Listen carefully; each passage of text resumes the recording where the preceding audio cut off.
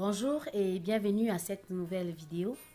Nous rappelons que sur cette chaîne, nous parlons de l'école de la sagesse qui consiste à édifier les uns et les autres sur leur relation avec Dieu, comment elle peut influencer positivement ta relation avec toi-même et ta relation avec les autres. Nous parlons également de l'école du disciple qui consiste à encourager les chrétiens à vivre selon la discipline de Jésus, ou bien nous appelons aussi ça le disciple-là. Nous parlons également des astuces pratiques pour éduquer les enfants selon la perspective de Dieu. Alors, nous avons dit que cette année, nous allons plus nous appesantir sur l'école du parent. Et nous avons commencé à enseigner la semaine dernière sur les conceptions erronées de l'éducation d'un enfant. Et nous avons précisé déjà que les conceptions erronées, c'est tout simplement les objectifs et même les méthodes que nous utilisons souvent qui, à nos yeux, ne sont pas mauvaises, mais qui peuvent déranger à la langue. Et la semaine dernière, nous avons parlé de l'éducation moraliste. Aujourd'hui, nous allons parler de l'éducation formaliste. Alors, nous allons parler de l'éducation formaliste. Qu'est-ce que le formalisme donc?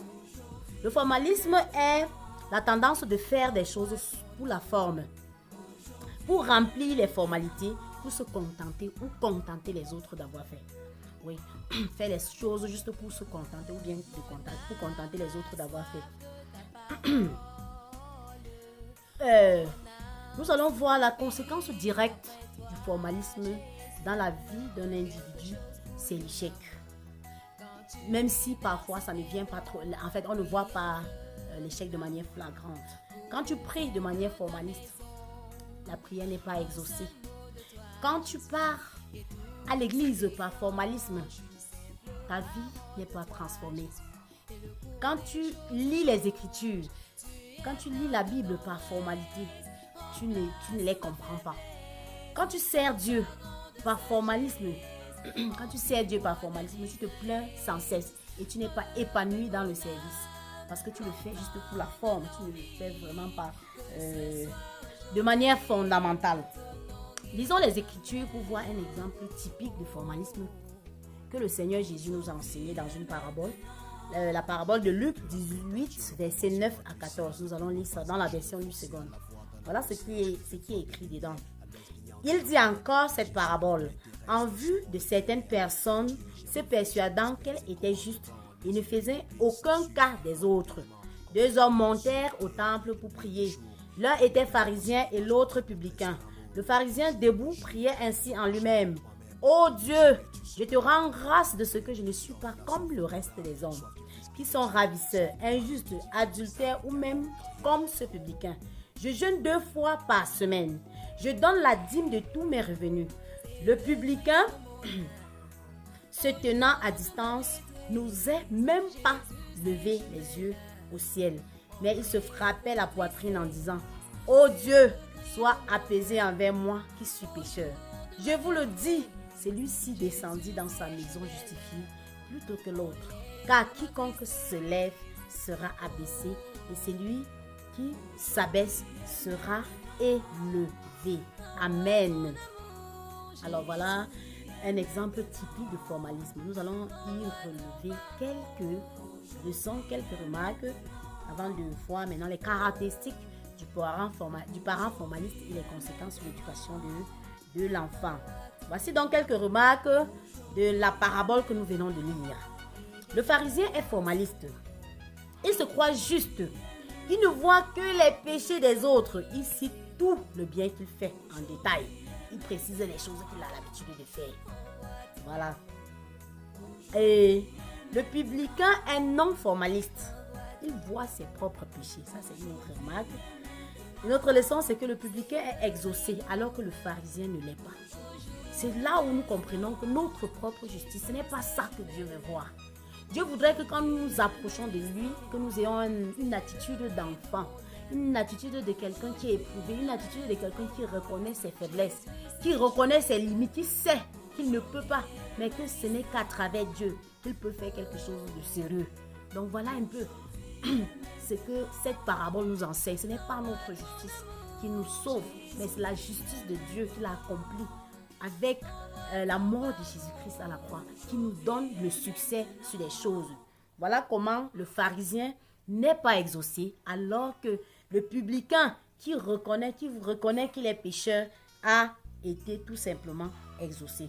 Maintenant, dans le domaine de l'éducation, puisqu'il s'agit de notre thème principal, dans le domaine de l'éducation, il y a quelques caractéristiques des parents moralistes. Nous allons les citer et voir leur impact.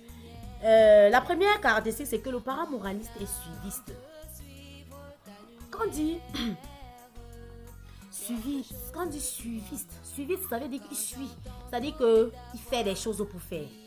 Voilà, quand vous entendez un parent qui dit on accouche seulement l'enfant, on n'accouche pas son cœur. Ça veut dire que ses parents aussi, il peut avoir aussi accouché les enfants parce que on accouche les enfants.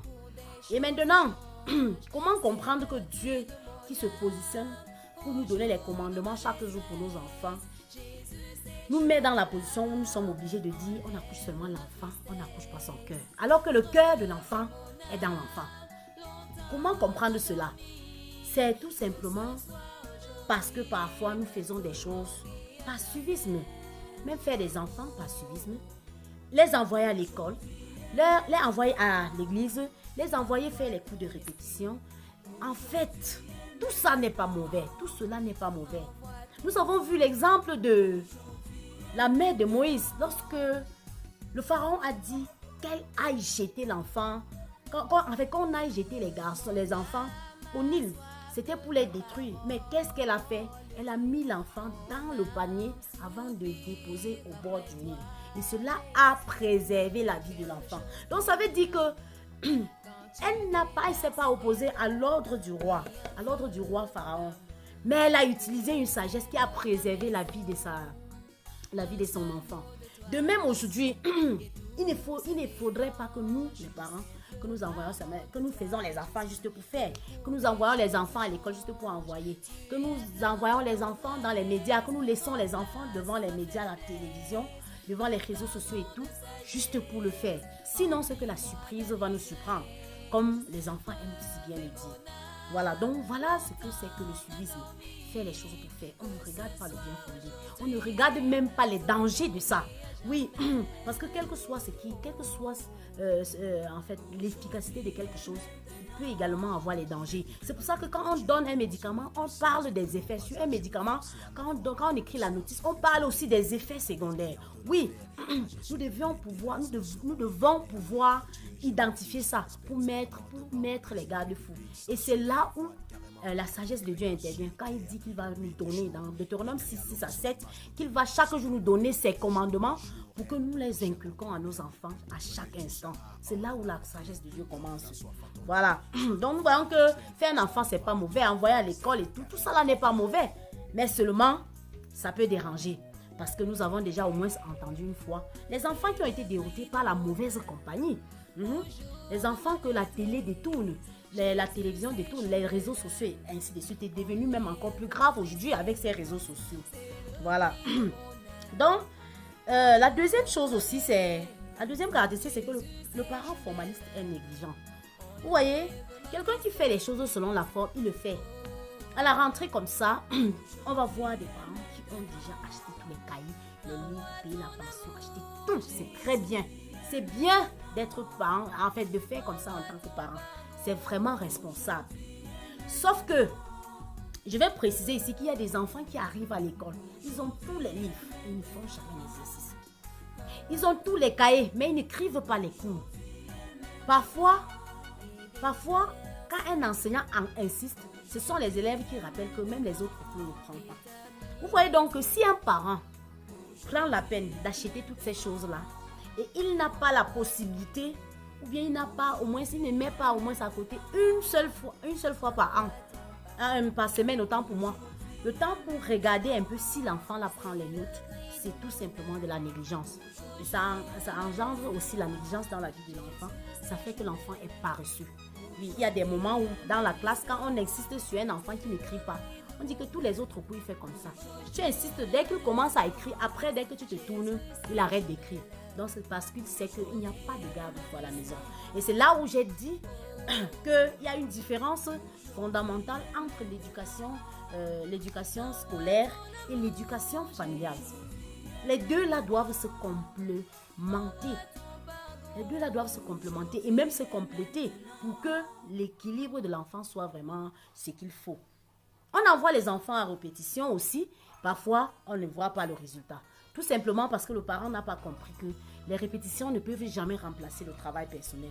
Il faudrait que, à côté de ça, que le parent insiste pour que l'enfant se confronte lui-même à la difficulté chaque fois qu'il a des exercices. Sinon, les seuls moments que l'enfant va se confronter à la difficulté, ça sera devant l'épreuve. Et il va rater. Parce qu'en réalité, on part à un devoir écrire ce qu'on a appris. On ne part pas à un devoir, réfléchir longtemps, comme si c'est sur des choses qu'on n'a jamais vues. On part, restituer des choses qu'on a apprises pendant la séquence. Donc voilà quelques éléments qui nous poussent à voir véritablement que le formalisme entraîne la négligence dans la vie de l'enfant, dans la vie du parent et ensuite dans la vie de l'enfant.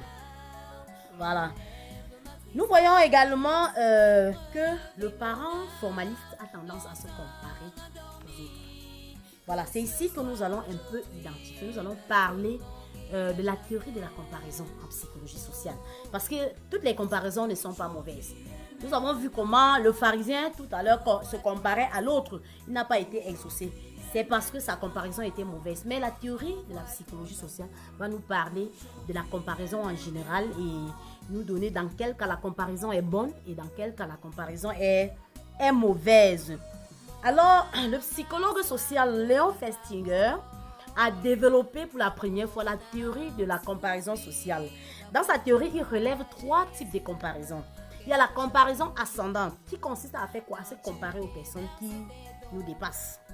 Dans un aspect, oui, qui sont supérieures à nous. Alors, on dit que cette comparaison a tendance à nous dévaloriser, nous qui comparons. Si nous sommes en train de comparer les personnes, les pairs, c'est-à-dire les camarades. Par exemple, tu peux voir que tu as même âge avec quelqu'un, mais la personne a telle chose que tu n'as pas. Voilà une comparaison ascendante. Voilà.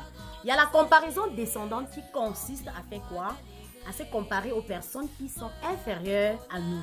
Et la théorie nous explique que lorsque nous faisons la comparaison ascendante avec les personnes de même niveau, en fait les personnes qui sont supposées avoir le même niveau que nous, elle a tendance à nous valoriser parce que nous nous voyons un peu supérieurs aux personnes, peut-être les personnes de même âge. Oui, donc c'est un peu ça. Donc les pères, nous pouvons être camarades, mais tu vois que sur tel aspect, tu dépasses tel comme ça, c'est la comparaison descendante.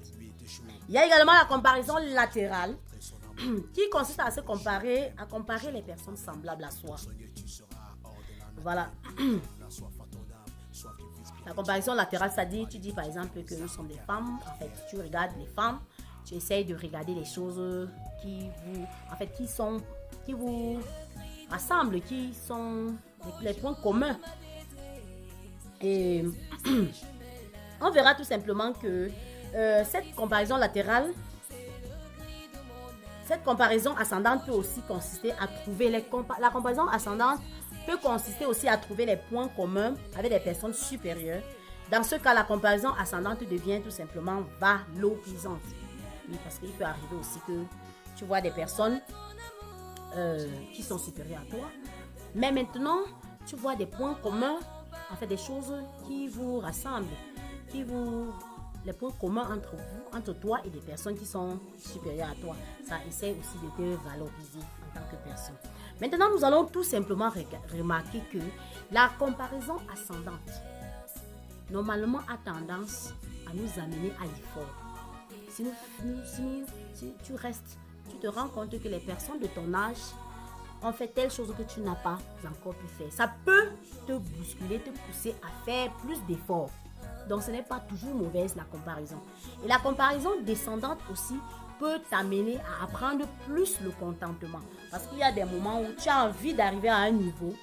Tu veux véritablement arriver à un niveau. Tu ne parviens même pas encore. Mais le fait de voir des personnes peut-être de ton âge aussi, qui sont moins que toi, ça te pousse d'avoir un certain contentement et d'avoir, d'être un peu plus stable psychologiquement. Donc c'est ça, en fait ça ce sont les bienfaits de la comparaison sociale, la comparaison ascendante, ascendante et la comparaison descendante. Maintenant, la comparaison latérale permet tout simplement de mieux choisir ses amis, sa compagnie et tout. La comparaison latérale. On va par exemple voir peut-être un père ou une mère qui se fâche carrément en voyant sa fille peut-être sortir avec peut-être, ou bien vouloir se marier avec quelqu'un qu'il qualifie de très, en fait, de ne pas, en fait, qui dit que ce n'est pas sa place, par exemple. Ça c'est une comparaison, ça c'est quelque chose, ça c'est une comparaison ascendante qui dérange. Voilà. Parce que Jésus va nous dire, va nous apprendre maintenant comment le pharisien a comparé. Regardons un peu ce que le pharisien dit dans Luc 18, verset 11. Le pharisien debout priait ainsi en lui-même. Oh Dieu, je te rends grâce de ce que je ne suis pas comme le reste des hommes, qui sont ravisseurs, injustes, adultères ou même comme ce publicain. Vous voyez, il a comparé, mais jusqu'à comparer avec le publicain qui était là. C'est-à-dire que dans la comparaison, en dehors des cas que j'ai cités tout à l'heure, le fait d'apprendre à s'améliorer, d'apprendre le contentement, de choisir ses camarades et tout. Maintenant, quelqu'un peut essayer de se comparer à l'autre pour dévaloriser cette personne. Ça, c'est ce que Jésus ne veut pas. Jésus ne veut pas tout simplement parce que c'est lui qui définit le repère. C'est lui qui définit le repère de qui est grand, qui est petit, machin. En tout cas, il dit même déjà que si vous ne vous faites pas petit comme un enfant, vous n'entrerez pas dans le royaume des cieux. Donc, le problème, c'est que quand nous nous retrouvons en train de vouloir nous comparer à quelqu'un, en essayant de le rabaisser, ce qui est clair, c'est que la personne est au-dessus de nous et nous cherchons à ramener cette personne peut-être à un autre niveau ou bien à moins que nous, afin de pouvoir bien juger la personne. Voilà, si on peut dire ça comme ça. Donc, voilà, voyez-vous la comparaison qui dérange. Le formaliste, la tendance formaliste, c'est la comparaison. Comparer par rapport à ce que j'ai fait bien et que l'autre fait mal. Et nous voyons que la conséquence directe, c'est le fait de passer le temps à juger les gens. Passer le temps à juger. Oh, tel est seulement comme ça. Tel est monté. Tel est. Alors que moi, voilà ce qui dérange donc notre Seigneur par rapport à cette façon de voir. Donc, cette tendance dérange. Et la conséquence sur les enfants, c'est aussi le jugement et les accusations mutuelles. C'est-à-dire que à la maison, le résultat sera tout simplement quoi? Quand il y a quelque chose qui ne va pas, tel accuse tel accuse tel accuse tel, et ainsi de suite. Parce que personne n'a appris à voir son péché. Mais nous voyons ici comment le publicain, qu'est-ce qu'il a fait? Oh, sois apaisé pour moi qui ne suis qu'un pauvre, qui ne suis qu'un pécheur. Donc il voit son péché, il sait qu'il est éprouvé. Et chaque fois que quelqu'un est incapable de voir son péché, la personne est incapable de rencontrer personnellement Jésus. La personne est incapable de réussir quoi que ce soit. C'est ici le lieu pour nous de préciser que la réussite selon les hommes, c'est une chose. Et la réussite selon Dieu, c'est une autre chose. Une femme peut vraiment être très belle physiquement, très bien coiffée, très bien habillée, alors que c'est une femme très méchante, et très querelleuse et même irritable. Voilà, si elle est comme ça, elle va penser... Les gens qui regardent de manière superficielle vont dire que non, elle est très belle, peut-être elle a réussi et tout. Mais quand Dieu regarde ça, il dit que c'est l'échec. Il appelle ça l'échec. Donc voilà pourquoi nous ne pouvons pas toujours être sûrs, sans consulter les Écritures, sans consulter la pensée de Dieu. Être sûr que nous avons fait quelque chose. Nous sommes en fait être sûr que ce que nous avons fait, nous avons réellement réussi. Le Seigneur précise clairement dans sa parole, dans Ésaïe 57, versets 8 à 9, que ses pensées ne sont pas nos pensées, ses voix ne sont pas nos voix. Autant les cieux sont élevés au-dessus de la terre, autant ses voix sont éloignées de nos voix et ses pensées de nos pensées. Donc ça veut dire que ce que tu penses être bien, parfois pour Dieu, c'est une abomination. C'est vraiment une abomination. C'est la raison pour laquelle parfois on voit les enfants qui se rebellent contre les parents. Et les prophéties bibliques vont de plus en plus dans ce sens. Les prophéties bibliques parlent dans ce sens.